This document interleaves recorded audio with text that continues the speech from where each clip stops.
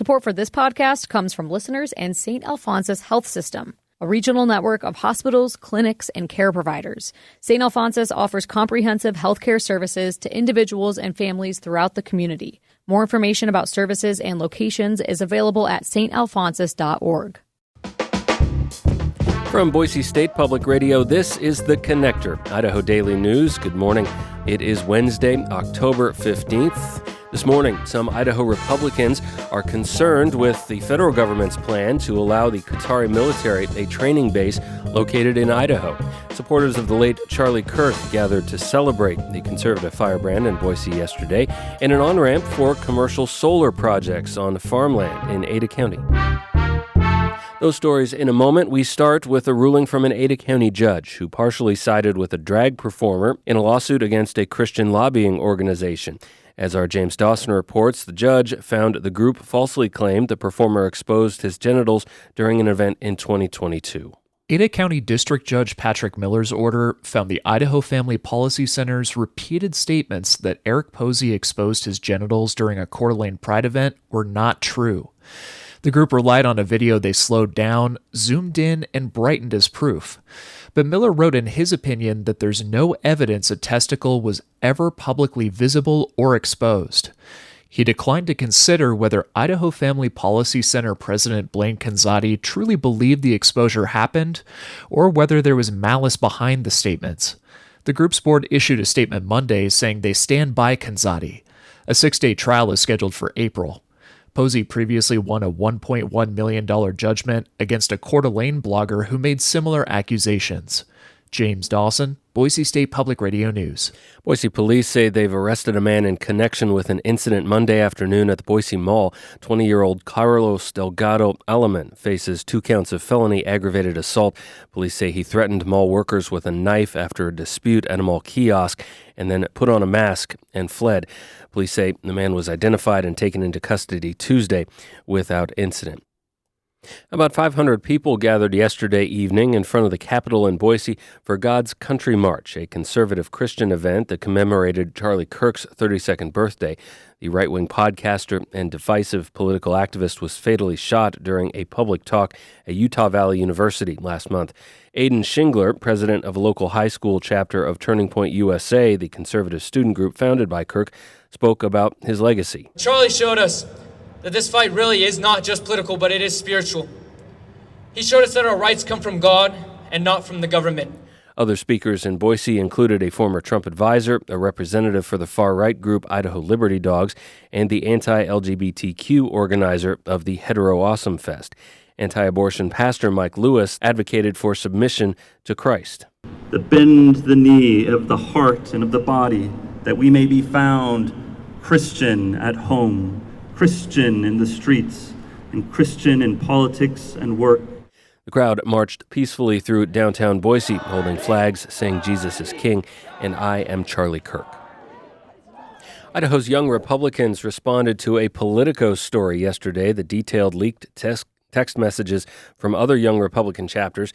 Those texts included admiration of Hitler, suggestions that Democrats should be put in gas chambers, and racial slurs, among many disturbing messages.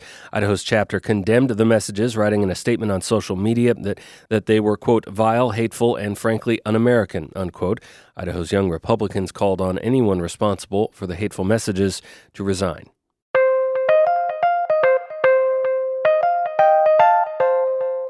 Idaho Fish and Game wants the public's help investigating a rash of separate poaching incidents across the state. The agency says up to 4 moose were illegally killed in the Elk River and Clarkia areas in North Idaho. That's near the town of Deary. Officials say they want to identify anyone hunting in that area or transporting harvested moose around October 3rd and October 5th. In southeast Idaho near Firth, the search is on for someone who illegally shot a buck and left it to waste on the banks of the Snake River. And game officials in the Idaho Panhandle have posted photos of 2 men they want to identify who are suspected of multiple poaching crimes. Reports can be made to any local Fish and Game office or the Citizens Against Poaching tip line.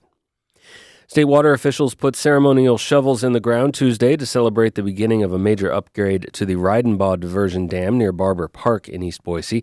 The Idaho Capital Sun reports the renovation of the dam is expected to take 2 years. Officials expect to be able to accommodate the 2026 summer floating season during the work.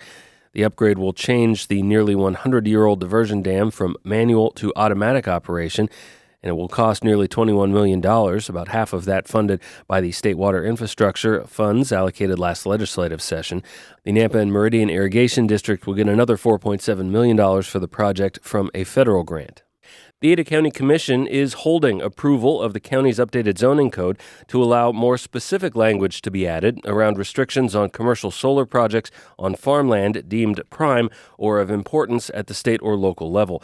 Specific definitions of how farmland is determined to be those would rely on soil analysis and crop production data. Critics have argued that the proposed restrictions harm private property rights and effectively banned commercial solar from existing farmland.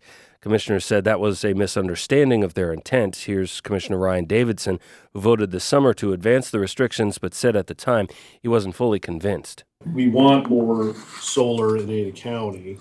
It's just how do we balance that with needs of neighborhoods, especially agricultural communities and prime farmland. Commissioners yesterday affirmed they do want to protect farmland from development, but directed staff to create an on-ramp for commercial solar if landowners can prove the land is underperforming. The county's zoning code update includes multiple other changes, but the limits on commercial solar have been the most controversial. That issue will come back to commissioners for further discussion October 28th. Elsewhere in our region, the Trump administration has pulled the plug on a massive solar project that could have powered nearly 2 million homes.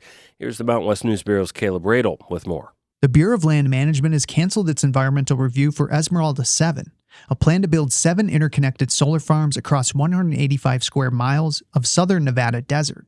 Jackie Spicer with the Nevada Environmental Justice Coalition says it's part of a broader rollback that threatens U.S. climate goals. Grid-scale renewable energy and storage are necessary to speed up our transition to a clean energy economy. The BLM isn't saying much, only that the review was terminated for cause. A spokesperson says developers can still propose smaller solar projects instead.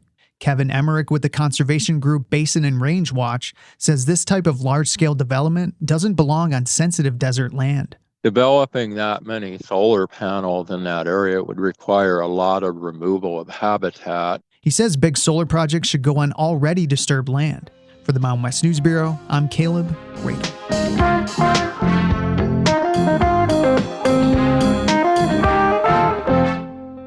That's today's episode of The Connector. I'm Troy Oppie in this week for George Prentice. We'll catch you back here tomorrow morning. To stay in touch with the news between now and then, visit BoiseStatePublicRadio.org or download our free app for your smartphone. Thanks for listening.